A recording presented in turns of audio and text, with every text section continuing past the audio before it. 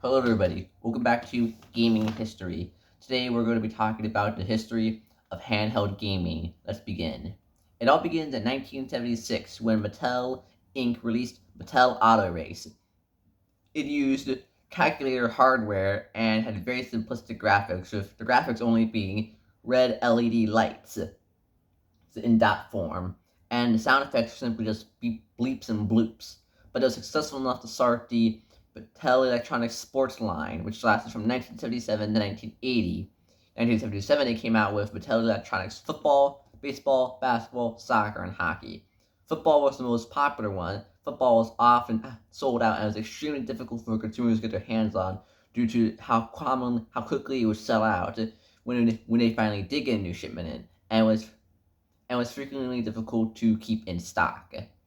Now, but later games got sequels. 1977, they made Mattel Electronics Football 2. I actually own Football 2. And that same year, they came out with Soccer 2. In 79, there was Basketball 2. And 1980, the original Mattel Auto Race got a reskin as Ski Slamon in 1980. In 1978, Merlin was released by Parker Brothers. Parker Brothers Merlin had 6 built-in games compared to the 1 game built into each Mattel Electronics game. They had a easy, normal mode, and a hard mode. They were still the same game, just more advanced and more aggressive AI. But with 6 built-in games in the Merlin, it was much more advanced. The graphics were even less, as the LED dots were on a screen.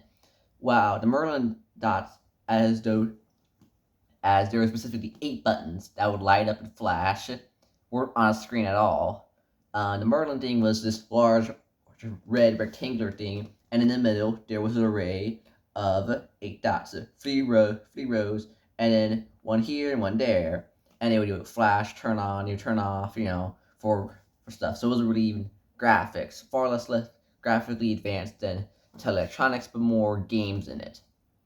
Now, it's the following year, which we got a big upgrade with Milton Bradley Company releasing the Microvision in 1939. This was the first ever portable video game console to have interchangeable cartridges, like a regular video game console.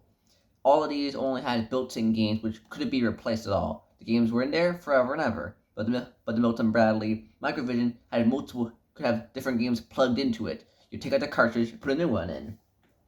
It was sold up until 1981, and during this time period, 12 games were released from it, with the final game being released in 1982, surprisingly enough. Yeah, a year after this continuation, the recent final game. Weird, but okay.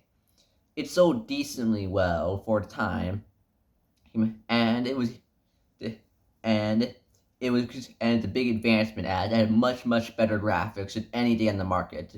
The Microvision's graphics far surpassed anything you could find on the handheld gaming market at the time, and it really actually had real graphics, truly real graphics. So compared to things from the following decade, they seemed poor in comparison. Beginning in 1980, there was the Game & Watch by Nintendo. Now, when it was released in America, they were called timeouts, and for the first few Game & Watches, they actually had different names than the ones that were in Japan. Their names, the names for the ones released in Japan are the ones that most people know. When we refer to them, we're referring to the Japanese names.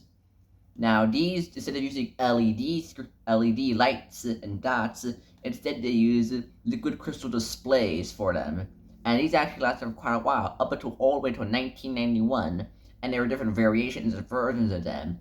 Some having color, some not, some being tabletop-like, and then turning some of their biggest games like Donkey Kong into Game & Watch games, as these are much more far graphically advanced than the Mattel Electronics, and especially the Merlin, which didn't really even have graphics. And with Game & Watch, you could see actual characters. These were people, and of course, these ran in tandem with the Microvision for about a year, till Microvision's eventual discontinuation. Now, in 1980, I'd like to point out a thing called. Now, I would like to make an honorable mention to a thing called Dungeons and Dragons Computer Fantasy Game, released in 1981 by Mattel, as the game featured a 3D isometric view in a 1981 game, which I would say is pretty big for that early on. It was still an LCD game. These things typically use calculator technology. Most LCD games use calculator technology, so on that kind of technology, they made a 3D isometric video game that was based in the Dungeons and Dragons universe, which I'd find pretty impressive for 1981. Now, things would forever change to 1989 when Nintendo released the Game Boy. First released in Japan on April 21st, 1989, then July 31st, 1989 in America, North America, then September 28th, 1990 in Europe. Now, this game console was handheld and had much higher graphics than the Microvision. It paled in comparison to what the Game Boy had. The Game Boy had a black and white dot matrix display with no backlight. Many third-party companies created their own backlights for the Game Boy due to lacking one at all. Now, the Game Boy had very steep competition. Now you see now with the Game Gear released by Sega in 1990 in Japan, then releasing here in North America in 1991, and in Australia in 1992. The Atari Lynx actually releasing that exact same year, though later on September 1st of 1989, and the Turbo Express in 1990. They all had better graphics than the Game Boy. They had color, and they were backlit. And if you don't know what that means, backlit means it has a light. And without backlighting, you can't play a game in the dark. With backlighting, you can play in the dark. So you couldn't play your Game Boy in the dark. But with these, you could. But all of these, the Atari Lynx, the Game Gear, and the Turbo Express were all far more expensive and needed way more batteries, like a whole lot more batteries than the Game Boy. More expensive, more batteries. You can see why the game, and they didn't last as long battery-wise. Their batteries drained much faster than the Game Boy. So the Game Boy lasted for a heck of a long time. Well, these lasted a very short amount of time due to that. Backlighting, better graphics, and color. Now, the Game Boy would actually last all the way up until 2003.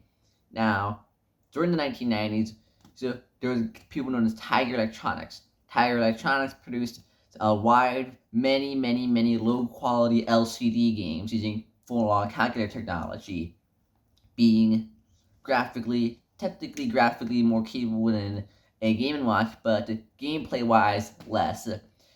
Game & Watch LCD, Tiger Electronic games were often based off of Move branded. Instead of being original concepts, the majority of Tiger Electronic games were based off of popular TV shows, whether it be timeless movies, or even adaptations of video games. There was the first Sonic 1 and 3 all got adaptations onto Tiger Electronic LCD games, and even Sonic 3D Blast got its own version on Tiger Electronics, and even Mortal Kombat got a version for Tiger Electronics. Full House got one, the Dinosaur TV show on Disney Channel, it got one. Basically, just about every single thing got one. And they just flooded the market there. Very cheap, low quality, requiring even less batteries than the Game Boy, only 2, and were even cheaper. But by the turn of the century, they all died out.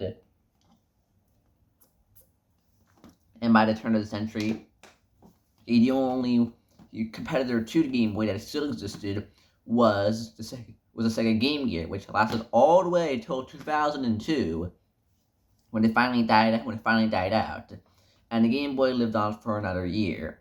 And Nintendo has been the general ruler of video games on the go for a while now. Their two most recent consoles were both portable video game consoles.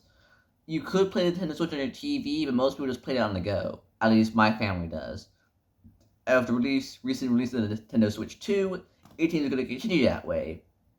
Now, for several years, the Nintendo had to go up against the PSP when they were making the PSP, or PlayStation Portable, by Sony when they were making their Game Boy Advance and DS. The PSP could play movies. The Game Boy Advance could, but the Game Boy Advance wasn't meant to. That was a second-hand thought. But the PSP was made for that. That was designed with it specifically in mind.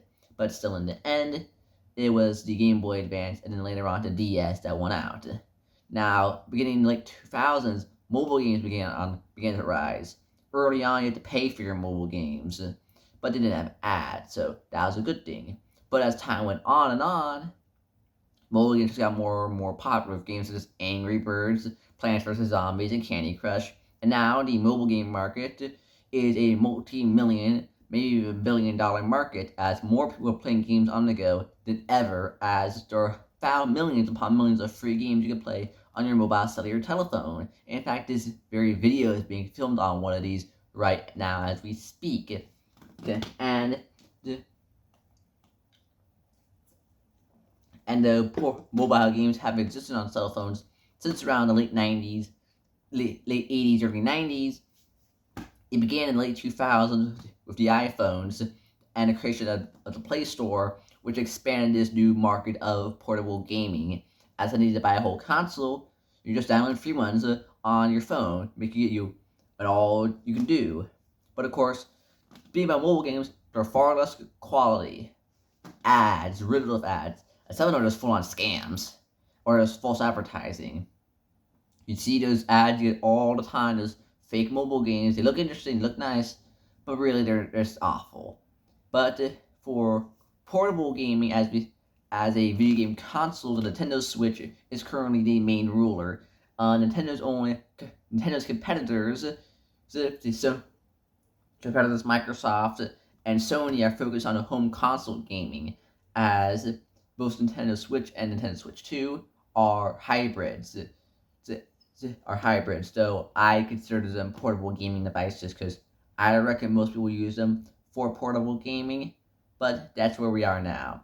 As now, the Nintendo Switch 2 is just as powerful as some of the most recent ones. As for the longest time, portable games have always been behind power-wise the consoles. Oh, they've always been far behind, struggling to catch up and struggling to meet what the video game consoles were able to do. Even back in the beginnings, when video games were very basic. Even back then, it would have definitely been, even for Mattel Electronics, it would have been hard for them to simulate a game of Pong. It really probably would have. Due to how Pong needs really fluid motion. I doubt you could have got that on maybe even a Microvision. But now, the Nintendo Switch 2, and even the Nintendo Switch at some point, are just as powerful as the current gaming consoles.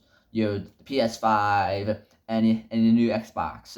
They're just as powerful as they're able to meet those standards. So they're able to meet the standards and really go up and compete with the home game consoles now. That's where we're at with portable gaming, where they're able to meet the standards of the home consoles, which for years have been far more advanced than them. And that's where the story ends as of now, speaking.